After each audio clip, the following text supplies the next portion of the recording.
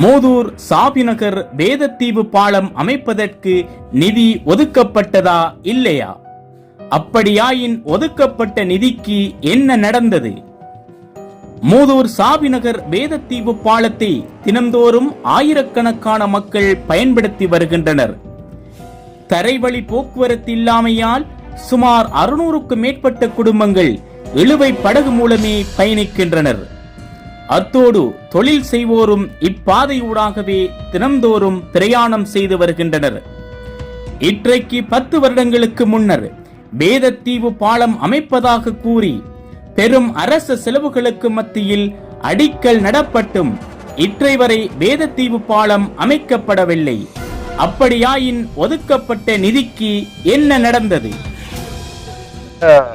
சாபினார் பாலத்துக்கு இற்றை வரைக்கும் அடிக்கல் நாட்டப்பட்டு 2 தடவை அடிக்கல் நாட்டப்பட்டு இந்த பிரதேசத்துல கிட்டத்தட்ட நான் நினைக்கிறேன் அரசாங்க வாகனங்கள், அரசு ஊழியர்கள், அரசு அதிகாரிகள் உட்பட அரசியல்வாதிகள் எல்லோரும் சொன்னா இந்த பாலத்துக்கான காசு ஒதுக்கீடு செய்யப்பட்டது 2 சொல்லித்தான் இடத்துல அடிக்கல் நாட்டினாங்க. அப்ப இந்த காசுக்கு என்ன நடந்தது?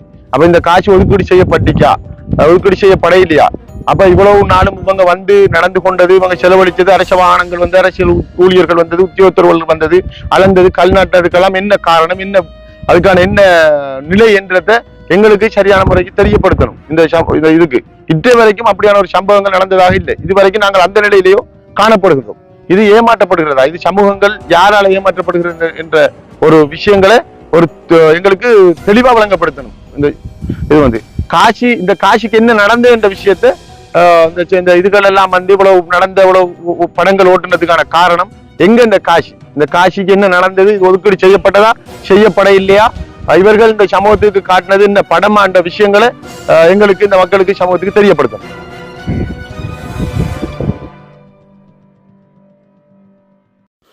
மூதூர் வேதத்தீவு பாலம் அமைப்பதற்கு நிதி ஒதுக்கப்பட்டதா அல்லது இவ்விடயத்தில் ஊழல் இடம்பெற்றுள்ளதா?